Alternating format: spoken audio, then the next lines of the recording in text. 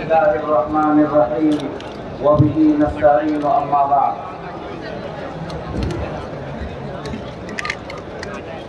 اجلاس کی صدارت فرما رہے مفکر ملت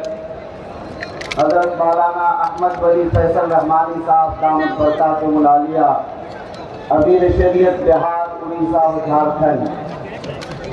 اسٹیج پر رونق افروز تمام ہی معزز حضرات اور اس تاریخ ساز گاندھی میدان کے تاریخ ساز اجلاس کے تاریخ ساز معزز حضرات، آپ حضرات آج جس مدعے پر اور جس مقصد کے لیے یہاں آئے ہیں، ہم سمجھتے ہیں کہ آپ کی آواز صرف اتنی ہے، آپ صرف یہ چاہتے ہیں کہ وقت کا کالا قانون جو آیا ہے، جو غیر دستوری ہے، غیر شرعی ہے، غیر سماجی ہے اور غیر معقول ہے، ایسے وقت قانون کے لیے ہم اس وقت تک احتجاج کرتے رہیں گے جب تک یہ کالا قانون واپس نہیں لیا جائے گا۔ کیا یہی آپ کی مراد ہے؟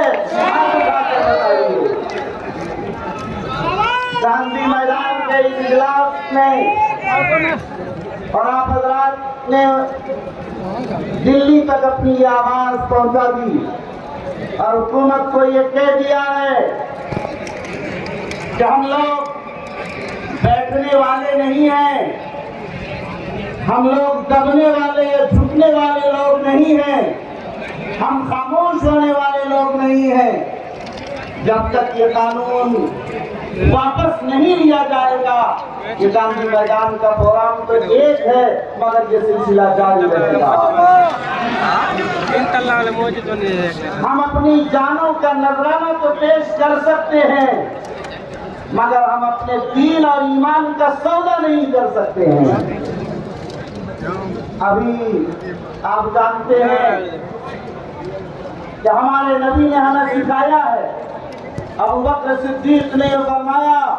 اَيُنْقَصُ الدِّينُ وَأَنَا حَيٌّ، دین میں کمی بیشی ہوگی اور میں زندہ رہوں گا، یہ نہیں ہو سکتا ہے۔ امام حسین نے سرفروشی اور سربلندی کے لیے اپنی جان کا اپنے سر کا نذرانہ تو پیش کر دیا مگر باطل طاقتوں کے سامنے نہیں جھکے ہیں۔ اس لیے یہ قوم بھی باطل طاقتوں کی ان مظالم میں سے جھکنے والی نہیں ہے۔ اس لیے آپ حضرات آج یہ پیغام پورے ملک کو یہ دے رہے ہیں کہ ہم لوگ یہ احتجاج درج کرایا ہے، یہ آخری احتجاج نہیں ہے بلکہ حضرت امیر شریعت کی آواز پر، ہمارے شریعہ کی آواز پر ہم لوگ ہر وقت اور ہر لمحے لبیک کہنے کو تیار ہیں اور اس وقت تک ہم لوگ اسی طرح کھڑے رہیں گے جیسے آج میدان میں آپ کھڑے ہیں، کہنے کے باوجود بھی بیٹھنے کے لیے تیار نہیں، کہ ہم لوگ اس وقت تک کھڑے رہیں گے جب تک یہ کالا قانون واپس نہیں ہوگا انشاءاللہ۔ اگر آپ واقعہ اسی طرح کھڑے رہے تو یقین مانیے کہ کسانوں کے آندولن کی طرح آپ کا بھی یہ قانون واپس ہوگا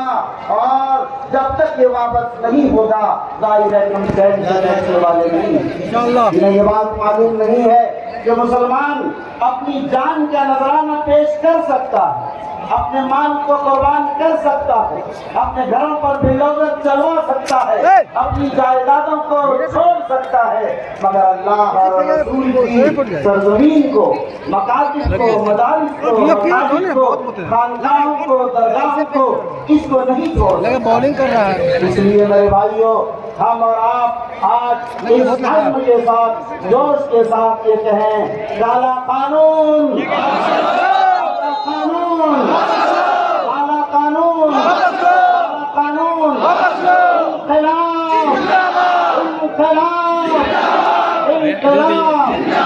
میرے بھائیوں بس یہی بات کہہ کر میں اپنی بات ختم کر رہا ہوں. اصل گفتگو آپ حضرات حضرت امیر شریعت دامت برکاتہ العالیہ کو بغور سنیں، جس کے درد اور فکر مرد نے آج ہمیں یہاں تک پہنچایا ہے. اور انڈیا مسلم پرسنل بورڈ کی تجویز اور ان کی رہبری میں ہمارے شریعہ اور تمام ملی تنظیموں نے اس تحریک کا آغاز کیا ہے. آپ حصہ بنے ہیں، یہ حصہ آپ بنے رہیں گے انشاءاللہ.